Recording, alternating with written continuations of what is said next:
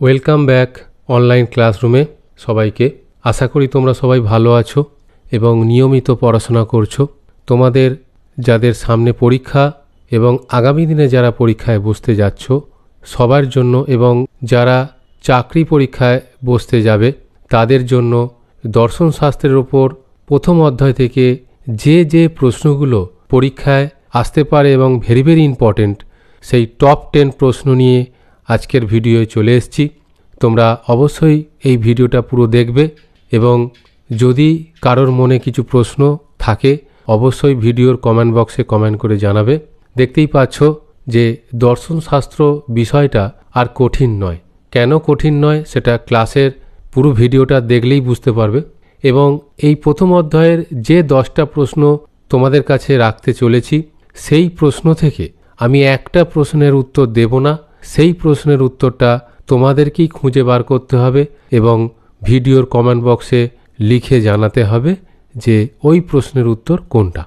তো চলো দেখো, প্রথমেই আমি বলবো যদি আমাদের এই ভিডিওটা ভালো লেগে থাকে তাহলে অবশ্যই আমাদের এই ভিডিওটাতে একটা লাইক করে দেবে এবং আমাদের এই ভিডিওটা মধ্যে যদি তোমাদের মনে কোনো প্রশ্ন জাগে অবশ্যই তোমরা কমেন্ট করে জানাবে এবং তোমাদের মনে যদি কোনো পরামর্শ থাকে তাহলে অবশ্যই সেটাও কমেন্ট করে জানাবে এবং আমাদের এই ভিডিওটা অবশ্যই তোমাদের পরিচিত মহলে সবাইকে শেয়ার করবে, কারণ তোমাদের মতন আরও অনেকেই ভালো রেজাল্ট করতে চাইবে এবং এই প্রশ্নগুলো কিন্তু পরীক্ষার জন্য ভেরি ভেরি ইম্পর্টেন্ট এবং উত্তর জানাটা খুবই দরকার। এছাড়া সকাল 8টায় এবং রাত 8টায়, সকাল 8টায় কমিউনিটি ট্যাবে তোমরা সবাই ভিজিট করবে।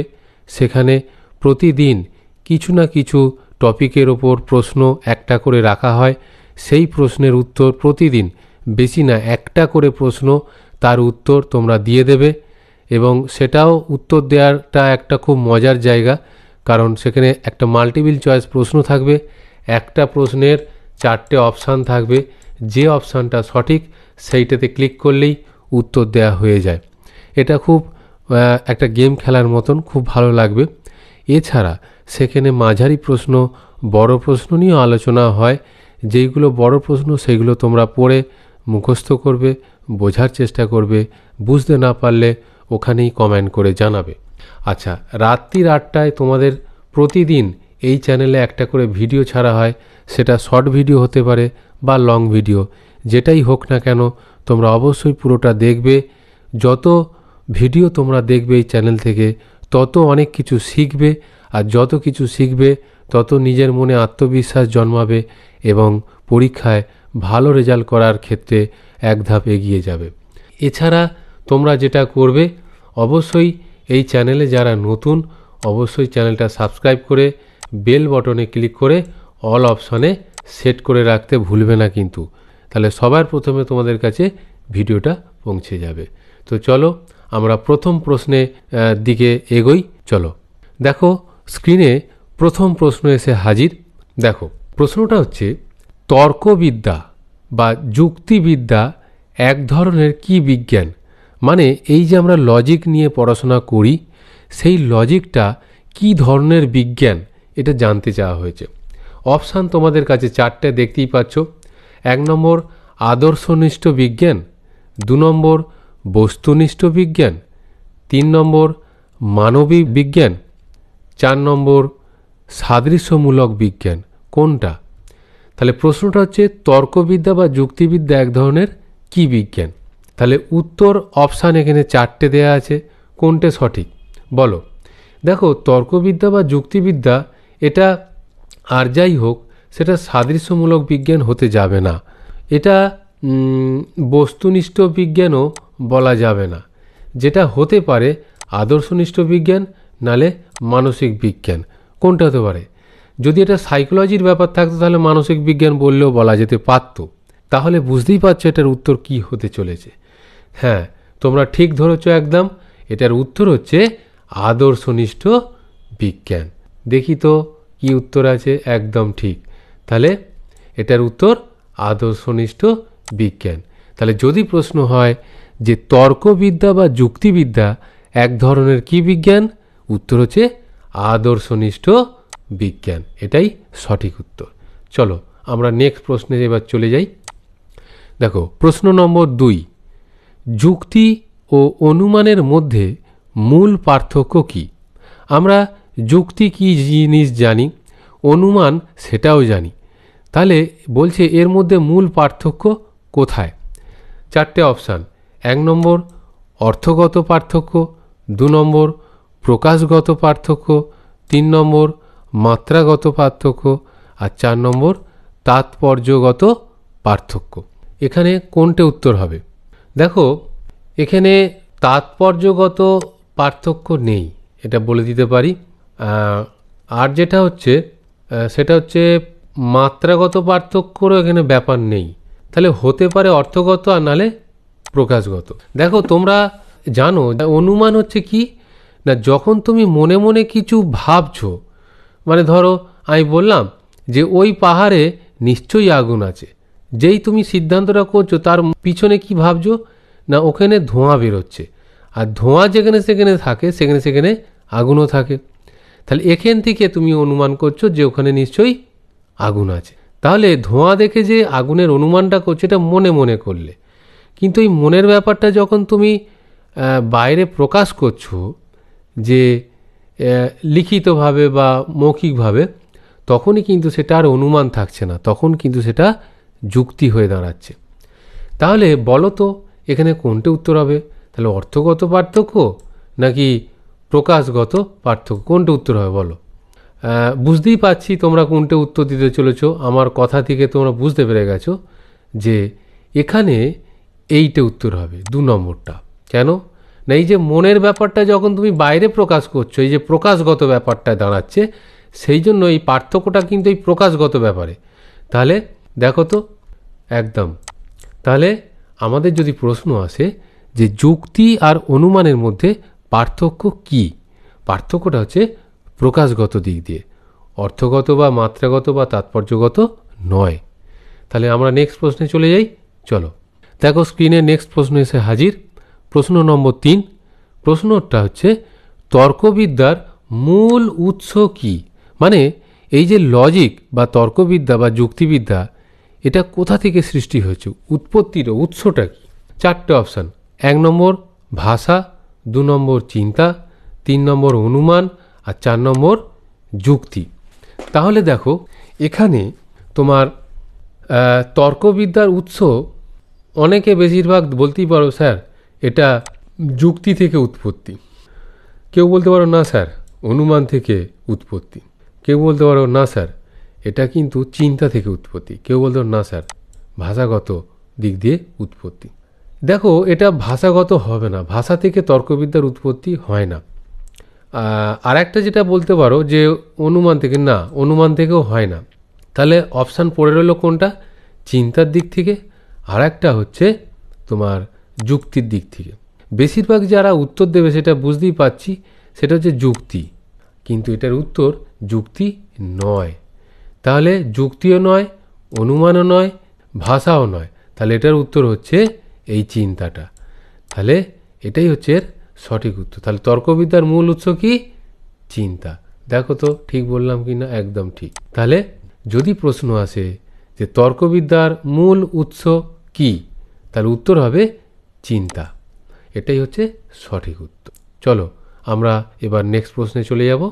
আচ্ছা দেখতেই পাচ্ছ আমাদের আলোচনা চলছে ক্লাস 12-এর দর্শনশাস্ত্রের টপ 10 প্রশ্ন এবং উত্তর নিয়ে আলোচনা চলছে। পর্বটা হচ্ছে প্রথম চ্যাপ্টার থেকে, তোমাদের প্রথম পর্ব এটা।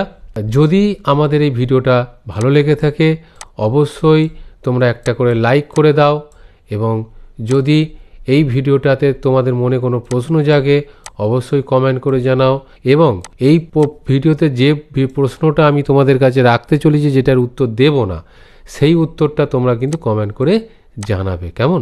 আচ্ছা এরপর তোমরা এই ভিডিওটা যতটা পারবে শেয়ার করবে বন্ধুদের, তাহলে কিন্তু তোমরা শুধু জানলে না তোমাদের বন্ধুরাও জানবে, তাতে কিন্তু তোমাদের মতন তারাও ভালো রেজাল্ট করবে।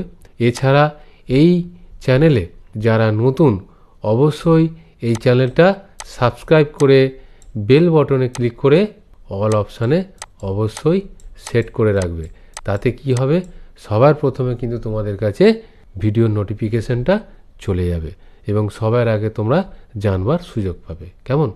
তাহলে অবশ্যই চ্যানেলটা সাবস্ক্রাইব করে রেখো এই ধরনের এক্সক্লুসিভ ভিডিও পাওয়ার জন্য। এছাড়া আর কি করবে, প্রতিদিন সকাল 8টায় কমিউনিটি ট্যাবে প্রশ্নগুলো রাখা হচ্ছে সেইগুলোর উত্তর তোমরা দেবে এবং রাত্রির 8টায় যে ভিডিওগুলো দেওয়া হচ্ছে সেটা শর্ট বা লং যাই হোক না কেন অবশ্যই পুরো ভিডিওটা দেখবে। তো চলো আমাদের স্ক্রিনে নেক্সট প্রশ্ন চলে এসছে অনেকক্ষণ।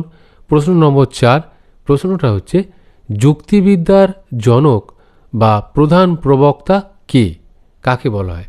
4টে অপশান। 1 নম্বর অ্যারিস্টটল, 2 নম্বর প্লেটো, 3 নম্বর সক্রেটিস, নাকি 4 নম্বর ডেকার্ট। তাহলে বলো কোনটা উত্তর হবে? দেখো, যুক্তিবিদ্যার জনক এটা প্লেটো হবে না, এটার উত্তর সক্রেটিসও হবে না। তাহলে কোনটার উত্তর হবে, অ্যারিস্টটল নাকি ডেকার্ট? বলো। অনেকে যারা উত্তর দেবে সেটা হচ্ছে, বুঝতেই পারছি অনেকে হয়তো কমেন্ট করে জানিয়েও দিয়েছে, সেটা হচ্ছে ডেকার্ট। কিন্তু যারা যারা ডেকার্ট উত্তর দেবে তারা কিন্তু একদম ভুল বলবে, কারণ এটার উত্তর অ্যারিস্টটল। তাহলে প্রশ্ন যদি হয় যুক্তিবিদ্যার জনক বা যুক্তিবিদ্যার প্রধান প্রবক্তা কে, উত্তর হবে অ্যারিস্টটল। দেখো তো একদম সঠিক। তাহলে আমাদের প্রশ্ন যুক্তিবিদ্যার জনক অ্যারিস্টটল। নেক্সট প্রশ্নে চলে যাব। চলো, প্রশ্ন এসে হাজির। প্রশ্ন নম্বর 5, প্রশ্নটা হচ্ছে লজিক শব্দের ব্যুৎপত্তিগত অর্থ কি, এটা জানতে চাওয়া হয়েছে। অপশান 4টে: চিন্তা সম্পর্কিত বিজ্ঞান, গণিত সম্পর্কীয় বিজ্ঞান, দর্শন সম্পর্কীয় বিজ্ঞান এবং মনোবিদ্যা সম্পর্কীয় বিজ্ঞান। তাহলে 4টে অপশান কোনটা হবে বলো।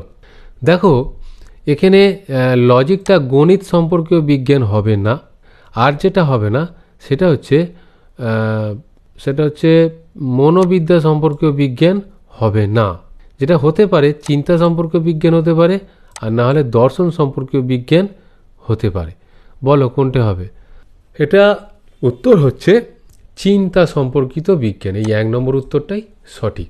দেখো ঠিক বললাম কিনা, একদম 1 নম্বর অপশান চিন্তা সম্পর্কিত বিজ্ঞান। যদি প্রশ্ন আসে লজিক শব্দের ব্যুৎপত্তিগত অর্থ কি, ব্যুৎপত্তিগত অর্থ মানে লজিক শব্দের প্রকৃত অর্থ কোনটা, সেটা হচ্ছে চিন্তা সম্পর্কিত বিজ্ঞান।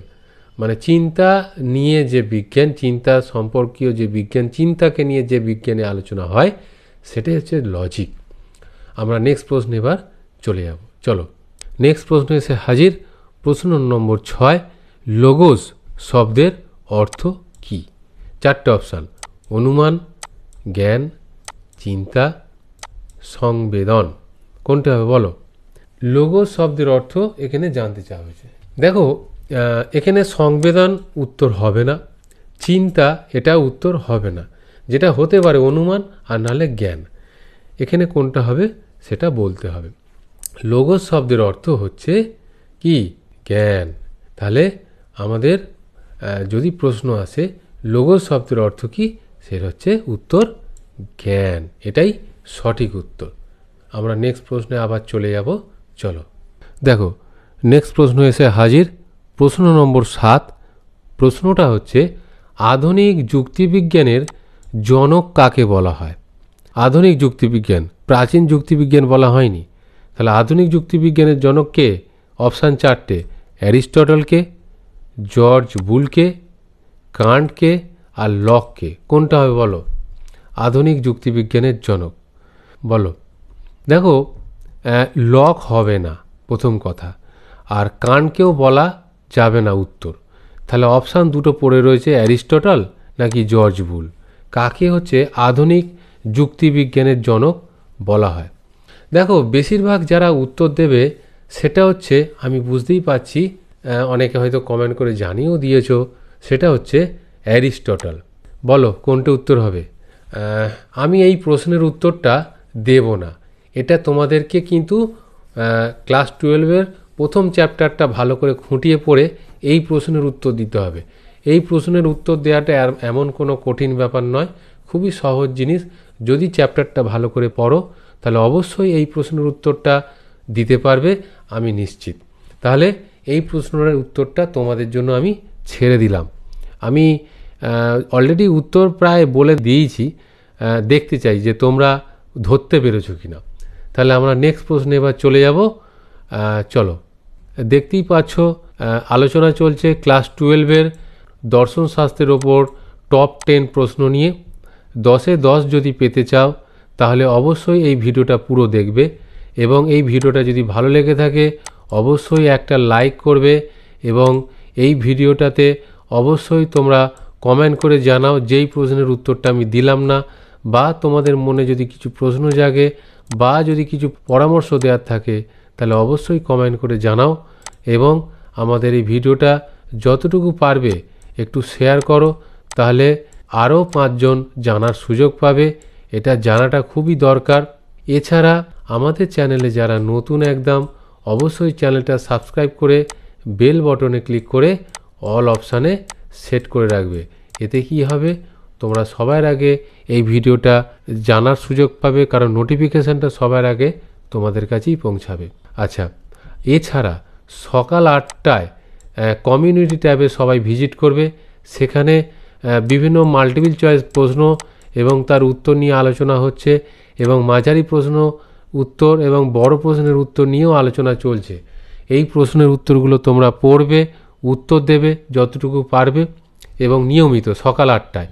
আর রাত্রির 8টায় প্রতিদিন চ্যানেলে ভিডিওগুলো যেগুলো ছাড়া হচ্ছে সেগুলো অবশ্যই পুরো ভিডিও দেখবে এবং বোঝার চেষ্টা করবে।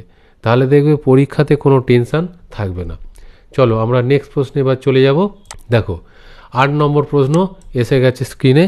প্রশ্নটা হচ্ছে, ভাষায় প্রকাশিত অনুমানকে কি বলা হয়? উত্তর 4টে অপশান দেওয়া আছে, দেখো। পথ, শব্দ, যুক্তি, বচন। কোনটি হবে বলো? এইটা পথ বলা হয়েছে বটে, কিন্তু এখানে হওয়া উচিত ছিল পদ। কেমন? এটা হচ্ছে অপশান থাকার কথা, এটা একটু ভুল আছে। তাহলে ধরে নাও পদ, শব্দ, যুক্তি, বচন। বলো এটার উত্তর কোনটে হবে? ভাষায় প্রকাশিত অনুমানকে তাহলে কি বলা হয়? পদ, শব্দ, যুক্তি না বচন? দেখো প্রথমত বলি, ভাষায় প্রকাশিত অনুমানকে বচন বলে না, পদও বলে না। তাহলে কোনটা উত্তর হবে বলো? শব্দ হবে নাকি যুক্তি হবে? এটার উত্তর শব্দ হবে না, তাহলে এটার উত্তর কি হবে? যুক্তি। তাহলে ভাষায় প্রকাশিত অনুমানকে কি বলে? যুক্তি। 3 নম্বর অপশান যুক্তি। তাহলে এটাই হচ্ছে সঠিক উত্তর। আমরা নেক্সট প্রশ্নে চলে যাব। চলো দেখো 9 নম্বর প্রশ্ন স্ক্রিনে এসে হাজির। প্রশ্নটা হচ্ছে, যুক্তি হলো ভাষায় প্রকাশিত একটি কি? এটা প্রশ্ন করা হয়েছে। 4টে অপশান: কল্পনা, সন্দেহ, অনুমান, অবধারণ। কোনটা উত্তর হবে বলো? তাহলে প্রশ্নটা রাখা হয়েছে, যুক্তি হলো ভাষায় প্রকাশিত একটি কি? সেটা হচ্ছে কল্পনা হবে না, সন্দেহ এটাও হবে না। তাহলে হয় অনুমান হবে নাহলে অবধারণ হবে। কোনটা হবে বলো? মানে যুক্তি হলো ভাষায় প্রকাশিত একটি কি? অনুমান। এটাই হচ্ছে সঠিক উত্তর। দেখো তো একদম। তাহলে প্রশ্ন যদি হয় যুক্তি হলো ভাষায় প্রকাশিত একটি কি, উত্তর হবে অনুমান। এটা পরীক্ষায় খুব আসে। আমরা নেক্সট প্রশ্নে চলে যাব। চলো দেখো প্রশ্ন নম্বর 10, লাস্ট প্রশ্ন এসে গেছে টপ 10 প্রশ্নের। প্রশ্নটা হচ্ছে, যুক্তির আকার বলতে কি বোঝায়? তাহলে যুক্তি পড়েছি, কিন্তু যুক্তির আকার বলতে কি বোঝায়? উপাদানকে বোঝায়, বিদেহকে বোঝায়, বাস্তব জ্ঞানকে বোঝায়, না কাঠামোকে বোঝায়? কোনটা বলো? দেখো যুক্তির আকার মানে উপাদানকে বলা যাবে না, যুক্তির আকার মানে বিদেহ বলা যাবে না। তাহলে এই দুটোই বাদ। তাহলে কোনটা হতে পারে? বাস্তব জ্ঞানকে কি যুক্তির আকার বলবো নাকি কাঠামোকে যুক্তির আকার বলবো? কোনটা? এটার উত্তর তোমরা দিতে পারবে, একটু ভাবলেই দিতে পারবে। বলো তো, অনেকে কমেন্ট করে হয়তো জানিয়েও দিয়েছো। বলো এটার উত্তর কি হবে? এটার উত্তর হচ্ছে কাঠামোকে বলা হয়। যুক্তির আকার মানে কাঠামোর সাথে যুক্ত। তাহলে এটার উত্তর হবে কাঠামো। রাইট, 4 নম্বর অপশান কাঠামো। তাহলে প্রশ্ন যদি হয় যুক্তির আকার বলতে কি বোঝায়? কাঠামোকে বোঝায়। আকার মানে কাঠামো। আচ্ছা, চলছিল আমাদের ক্লাস 12-এর দর্শনশাস্ত্রের ওপর টপ 10 প্রশ্ন এবং উত্তর। 10-এ 10 পেতে হলে এই ভিডিওটা অবশ্যই পুরো দেখবে এবং বুঝতে না পারলে কমেন্ট করে জানাবে, এবং ভালো লাগলে অবশ্যই লাইক করতে কিন্তু কেউ ভুলবে না। এবং এই ভিডিওটা অবশ্যই তোমরা কমেন্ট করে জানাবে যে প্রশ্নের উত্তর আমি দিইনি, এবং তোমাদের মনে কোনো যদি প্রশ্ন পরামর্শ থাকে অবশ্যই আমাকে কমেন্ট করে জানাও। এবং আমাদের এই ভিডিওটা অবশ্যই তোমাদের বন্ধুবান্ধবকে শেয়ার করো, পরিচিত মহলে শেয়ার করো, যাতে সবাই দেখার সুযোগ পায়।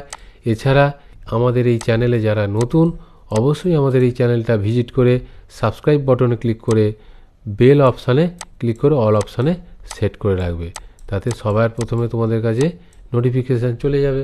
এছাড়া সকাল 8টায় সবাই চ্যানেল ভিজিট করবে, কমিউনিটি ট্যাবে যাবে, সেখানে বিভিন্ন যে শর্ট টাইপ প্রশ্ন, মাঝারি প্রশ্ন এবং বড় প্রশ্ন নিয়ে আলোচনা চলছে, সেইগুলোর উত্তর দিয়ে দেবে বা উত্তর মুখস্থ করে নেবে। তাহলে কিন্তু পরীক্ষায় অনেক আত্মবিশ্বাস থাকবে, ভালো করে পরীক্ষা দিতে পারবে। এছাড়া রাত্রি 8টায় প্রতিদিন চ্যানেল ভিজিট করবে, সেখানে আমাদের ভিডিওগুলো ছাড়া হচ্ছে, শর্ট ভিডিও, লং ভিডিও। সেই ভিডিওগুলো ভালো করে মন দিয়ে দেখবে, এবং যদি কোনো মনে প্রশ্ন জাগে অবশ্যই কমেন্ট করে যাবে। তাহলে অবশ্যই এই ভিডিওটা সবাই পুরো দেখবে। এতক্ষণ আমরা যে দর্শনশাস্ত্রের উপর প্রথম চ্যাপ্টার থেকে টপ 10 প্রশ্ন নিয়ে আলোচনা করছিলাম, সেটা এখানেই শেষ হলো। সবাই ভালো থেকো, সুস্থ থেকো, পড়াশোনায় থেকো। টাটা।